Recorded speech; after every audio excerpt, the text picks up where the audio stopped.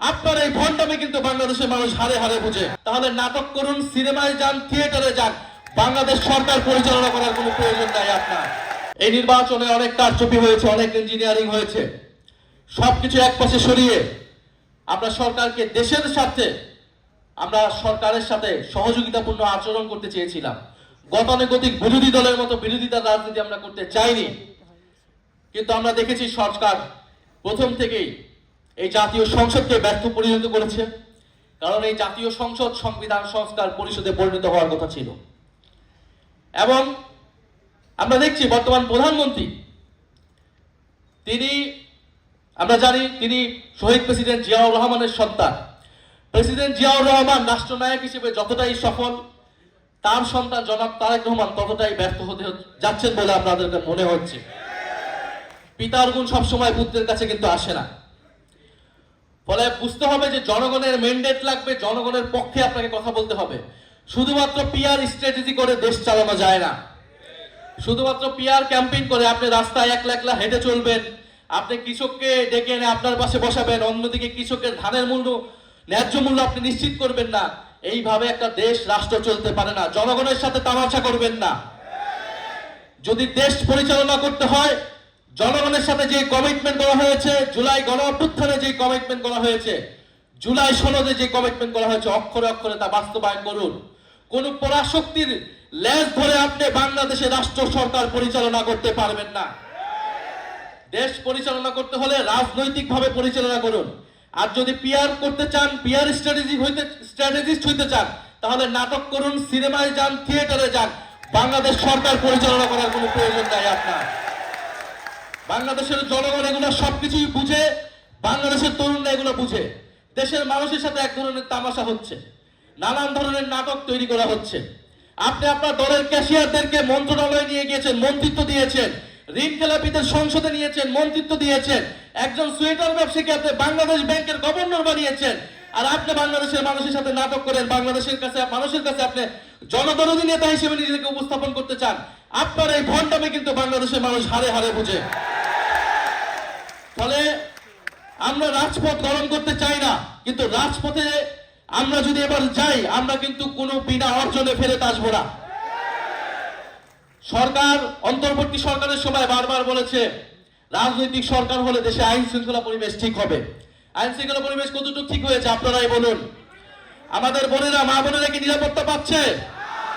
মা বোনেদেরকে ধর্ষণ করা হচ্ছে, বিভিন্ন জায়গায় নির্যাতন করা হচ্ছে, তারা ফ্রিজিং এর শিকার হচ্ছে। চুরি, ছিনতাই সবকিছু অন্তর্বর্তী সরকারের থেকে কয়েক গুণে এই বর্তমান সরকারের সময় গত 2 মাসে বৃদ্ধি পেয়েছে। এবং মাদক থেকে শুরু করে সবকিছু বৃদ্ধি পেয়েছে, যার সাথে এই বর্তমান সরকারের দলীয় নেতাকর্মীরা সংশ্লিষ্ট রয়েছে। আর স্বরাষ্ট্রমন্ত্রী তিনি বসে বসে সংবিধানের কথা বলে যাচ্ছেন, আইন কানুন আমাদেরকে শিখিয়ে যাচ্ছেন। ফলে বলবো, যার যেই মন্ত্রণালয় আপনারা নিয়েছেন, আপনারা আপনাদের দায়িত্ব ঠিকভাবে পালন করুন। দায়িত্ব পালন করতে না পারলে আপনারা দায়িত্ব ছেড়ে দিন। আপনারা অন্তর্বর্তী কোনো নির্বাচন যাতে বাংলাদেশে প্রয়োজন হবে কিনা, এটা কিন্তু আপনাদের পারফরমেন্সের উপর নির্ভর করবে বর্তমান সরকারের।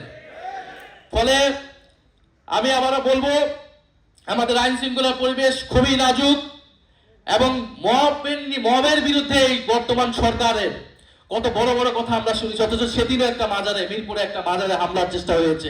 স্বরাষ্ট্রমন্ত্রীর বক্তব্য কোথায় এই বিষয়ে? বিভিন্ন জায়গায় আপনারা মবের বিরুদ্ধে বলেছেন, আন্তর্জাতিক জায়গায় আপনারা বলেছেন অন্তর্বর্তী সরকারের সময় মাজার হামলা হচ্ছে, এই হচ্ছে, সেই হচ্ছে।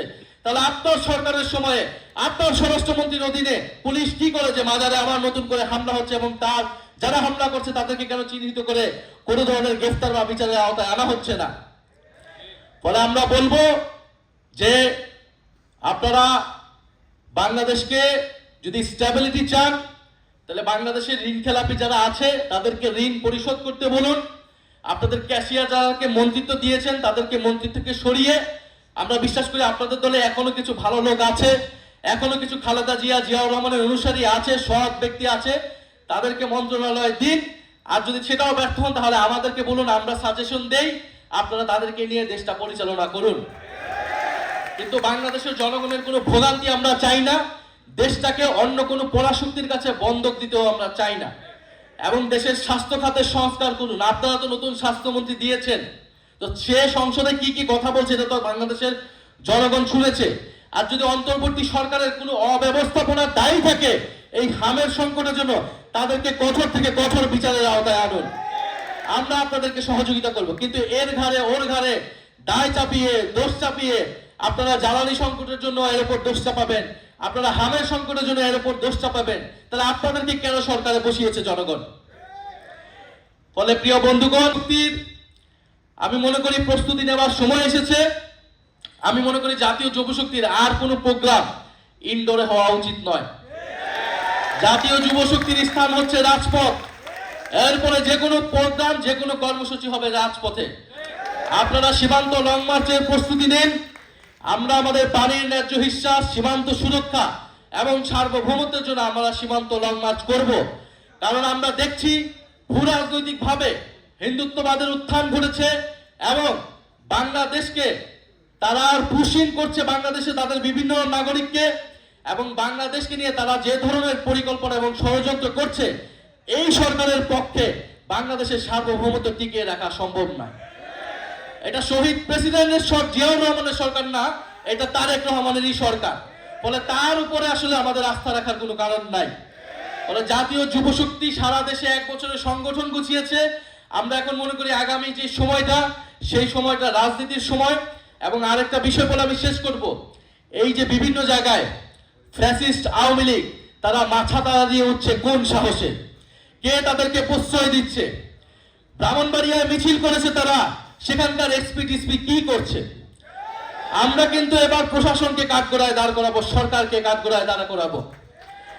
আমাদের একজন জুলাই যোদ্ধা কারিনা কায়সার, তিনি মারা গিয়েছেন। আমরা তার আত্মার মাগফিরাত কামনা করছি। জুলাই গণ অভ্যুত্থানে তার মতো অসংখ্য নারী এই ঢাকার রাজপথে, সারা বাংলাদেশের রাজপথে নেমে এসেছিলেন বাংলাদেশের জনগণের পক্ষে। আজকে যারা তার মৃত্যুতে উল্লাস করছে তাদের প্রতিও আমরা ইনসাফ করব, কারণ ওসমান হাদি আমাদেরকে এটাই শিখিয়ে গিয়েছে। কিন্তু এই গুণ উল্লাস কিন্তু আমরা মনে রাখছি এবং তাদেরকে বিচারের আওতায় আনতে হবে সারা দেশে এবং অনলাইনে। এই যে আওয়ামী লীগ, ফ্যাসিস্ট আওয়ামী লীগ সংগঠিত হচ্ছে, এটা সরকারের জায়গা থেকে যদি গ্রিন সিগন্যাল না থাকে তাহলে এটা সম্ভব নয়। আমরা জানি না ভারতের সাথে এই সমঝোতা করে এই সরকার ক্ষমতায় এসেছে কিনা। যদি সেই ধরনের কোনো পরিকল্পনা থাকে আওয়ামী লীগকে ফিরিয়ে আনার, আওয়ামী লীগকে সুযোগ করে দেওয়া, তাহলে এই সরকারের পরিণতি ভয়াবহ হবে। আমরা বলবো আপনারা ন্যায় বিচারের পথে যান, আইনের পথে যান। আপনারা বিচারের আওতায় আনুন এবং নিষিদ্ধ সংগঠন, এই যে বিভিন্ন মিডিয়া নিষিদ্ধ সংগঠন কৃষকের ধান কেটে দেয়, সেটা আপনারা প্রচার করছেন। কৃষকের ন্যায্য মূল্য যারা দেয় নাই, কৃষকের সারের যারা লুটপাট করছে, যাদের দলীয় কর্মীরা বাংলাদেশের ব্যাংকের টাকা যারা লোপাট করেছে, তাদের পক্ষে যাদের এখন দরদ উতলে উঠছে, আর যে সকল মিডিয়া সেগুলো প্রচার করছে, বাংলাদেশের জনগণ কিন্তু সে সকল মিডিয়াকেও দেখছে।